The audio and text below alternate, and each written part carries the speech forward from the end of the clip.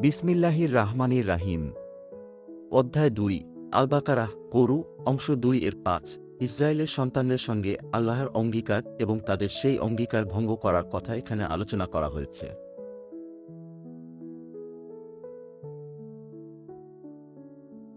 আয়াত ৫৩ থেকে ৬২ ইসরায়েলের সন্তানদের সঙ্গে অঙ্গীকার। স্মরণ করো যখন আল্লাহ মুসা আলাইহি ওয়াসাল্লামকে ধর্মগ্রন্থ এবং আইন প্রদান করেছিলেন যাতে তোমরা হেদায়েত লাভ করো। এবং স্মরণ করো যখন মুসা আলাইহি ওয়াসাল্লাম তার লোকদের বলেছিলেন যে গরুর পূজা করা তাদের জন্য কত বড় ভুল।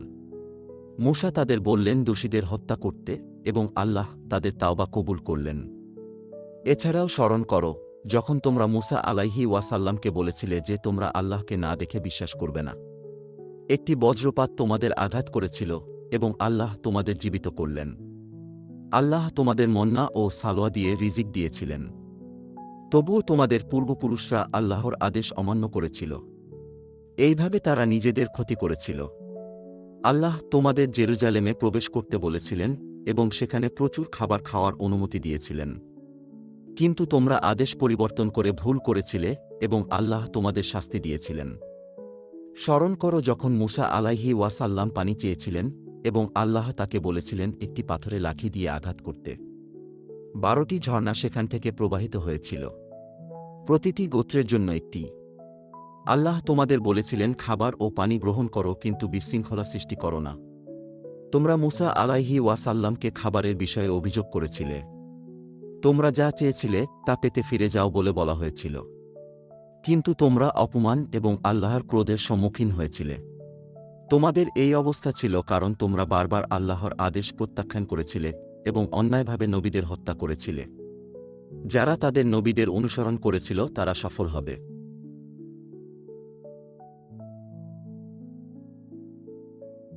আয়াত ৬৩ থেকে ৭৪ অঙ্গীকার ভঙ্গ এবং গরুর কুরবানি। স্মরণ করো সেই অঙ্গীকার যা আল্লাহ করেছিলেন এবং একটি পাহাড় তোমাদের উপর তুলে ধরেছিলেন। আল্লাহ বলেছিলেন তোমাদের দেওয়া ধর্মগ্রন্থ দৃঢ়ভাবে ধারণ করো এবং তার নির্দেশাবলী স্মরণ করো। যদিও তোমরা তা প্রত্যাখ্যান করেছিলে তবুও আল্লাহ তোমাদের উপর করুণা করেছিলেন। যারা সাবাত শনিবার লঙ্ঘন করেছিল তাদের বানর বানানো হয়েছিল। এটি তাদের জন্য এবং তাদের পরবর্তী প্রজন্মের জন্য শিক্ষা ছিল। স্মরণ করো যখন মুসা আলাইহি ওয়াসাল্লাম তার লোকদের বলেছিলেন যে আল্লাহ তাদের একটি গরু কুরবানি করতে বলেছেন। তারা তাকে বিদ্রূপ করার অভিযোগ করেছিল এবং বিস্তারিত জিজ্ঞাসা করতে শুরু করেছিল। মুসা আলাইহি ওয়াসাল্লাম তাদের বলেছিলেন গরুটি গাঢ় হলুদ এবং দেখতে সুন্দর হতে হবে। তবুও তারা আরও বিস্তারিত চেয়েছিল। আল্লাহ তাদের বলেছিলেন গরুটি জমি চাষ বা মাঠে পানি বহন করার জন্য ব্যবহৃত হয়নি এবং তা নিখুঁত হতে হবে। তারা অবশেষে সন্তুষ্ট হয়ে গরুটি কুরবানি করেছিল।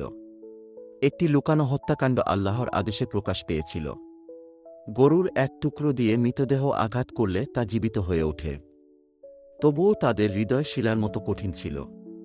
কিছু পাথর থেকে নদী প্রবাহিত হয়, কিছু পানির জন্য ফাটে এবং কিছু আল্লাহর ভয়ে পড়ে যায়। আল্লাহ তোমাদের সবকিছু জানেন।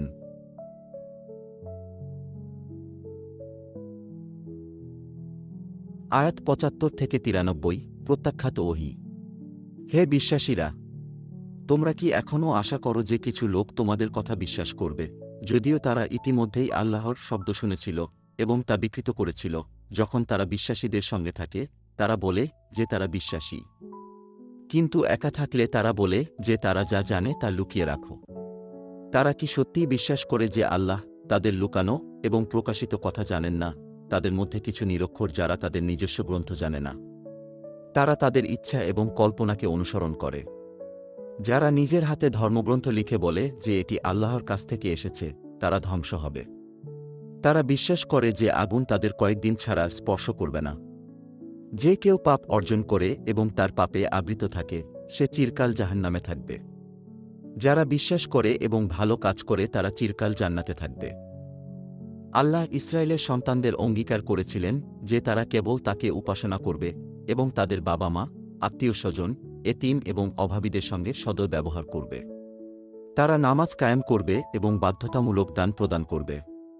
কিন্তু কিছু ব্যতীত তারা মুখ ফিরিয়ে নিয়েছিল।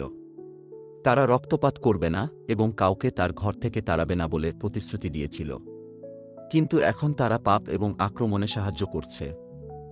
তারা প্রকাশিত কিছু অংশে বিশ্বাস করে এবং কিছু অংশে অস্বীকার করে। তাদের শাস্তি দুনিয়াতে অপমান এবং কিয়ামতের দিনে কঠিন শাস্তি। মুসা আলাইহি ওয়াসাল্লামকে তাওরাত প্রদান করা হয়েছিল এবং ঈসা আলাইহি ওয়াসাল্লাম স্পষ্ট নিদর্শন সহ প্রেরিত হয়েছিলেন। যখন তাদের বলা হয় আল্লাহর ওহীতে বিশ্বাস করো, তারা বলে তারা কেবল নিজেদের প্রতি প্রকাশিত ওহীতে বিশ্বাস করবে। তারা যদি সত্যি বিশ্বাস করত, তাহলে কেন তারা তাদের নবীদের হত্যা করেছিল? মুসা আলাইহি ওয়াসাল্লাম যখন অনুপস্থিত ছিলেন তখন তারা গরুর উপাসনা করেছিল। তারা আল্লাহর আদেশ শুনেছিল এবং বলেছিল আমরা শুনি কিন্তু মানি না। তাদের এই আচরণ তাদের সত্যিকারের বিশ্বাসের প্রতিফলন নয়।